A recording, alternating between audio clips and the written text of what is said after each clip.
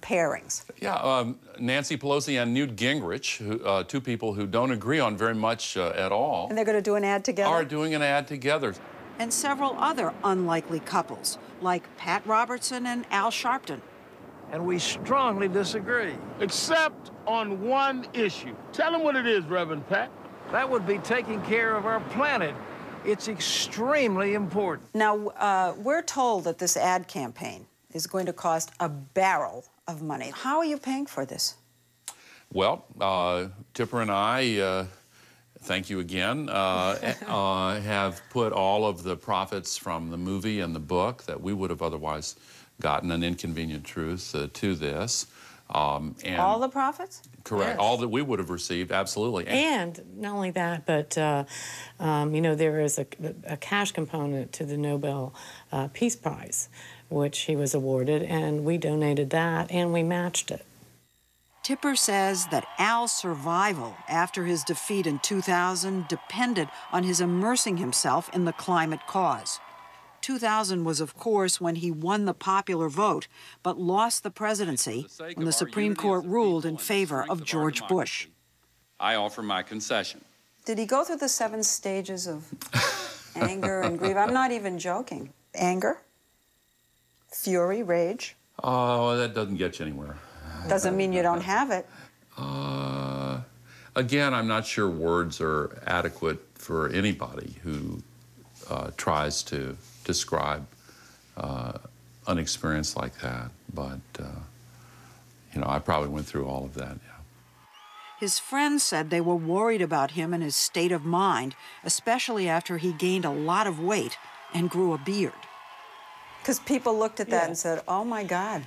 I know. What's with Al Gore? You know, I don't think it's all that mysterious. You have shattering, disappointing setbacks, and you have a basic decision to make. Do you pick yourself up and go on or not? That's not, ultimately, that's not a difficult choice.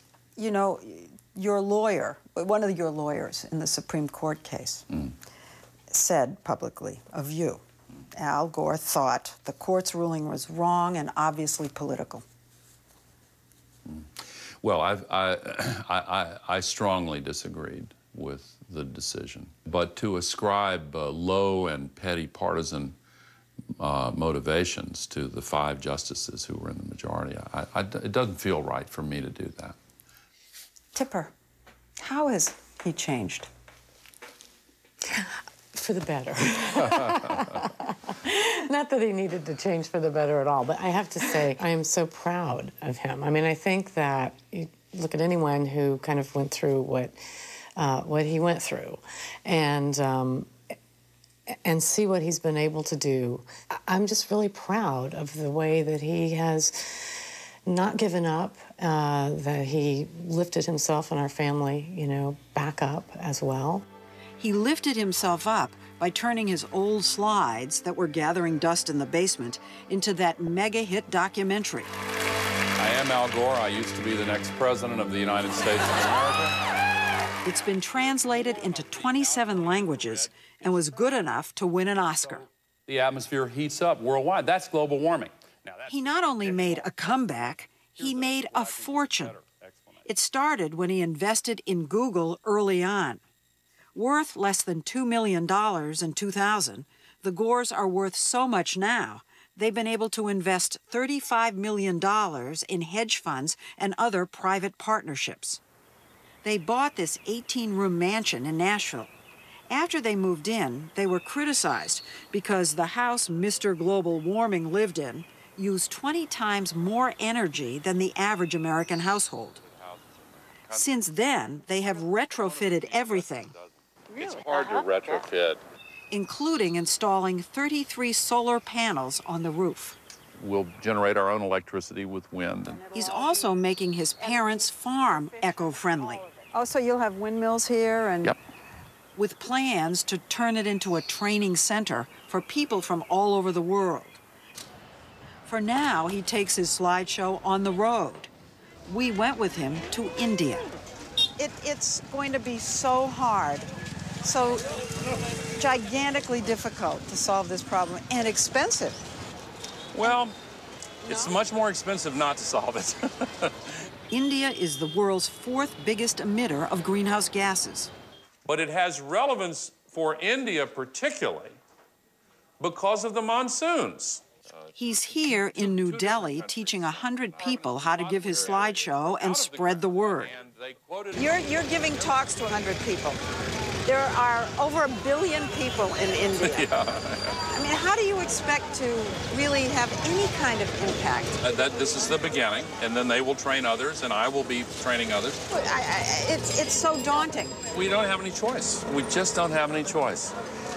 I wish I knew a better way to do it. I constantly ask myself, how can I be more effective in getting this message across? It's so clear, it's so compelling, and yet it takes time to get the facts out. But it's not so clear and compelling to everyone. And there's still a lot of skepticism about whether global warming is man-made. I don't think there's a lot. I think there's pretty impressive people, like the vice president. He said, we don't know what causes it. You're talking about Dick Cheney. Yeah, but others. And they say, we don't know what causes it, and why spend all this money till we really, really know? I think that those people are in such a tiny, tiny minority now with their point of view. They're almost like the ones who still believe that the moon landing was staged in a movie lot in Arizona, and those who believe the Earth is flat. That demeans them a little bit, but it's not that far off. What Al Gore has set out to do is mobilize a big popular movement worldwide. And his winning the Nobel Peace Prize hasn't hurt, since it's given him more stature and prestige. Tomorrow's your 60th birthday. Sorry. Didn't want to be the one to be the first to tell you. Have you completely, totally put the idea of the presidency behind you once and for all? Well, first of all, 60 is the new 59. So this is a new world. So you're a young man, I doubt very seriously that I'll ever be a candidate again. He says he's fallen out of love with politics. He's selling a cause now. No consultants telling him what to say or how to dress. We all seem to learn the most from the most painful experiences. And would that it were not so, but it is so. And the old cliche, what doesn't kill you makes you stronger, is sometimes true. And so when you go through a lot, you do have an opportunity to learn a lot. And I think I've been very fortunate. 60 Minutes. We're always on CBSNews.com. Brought to you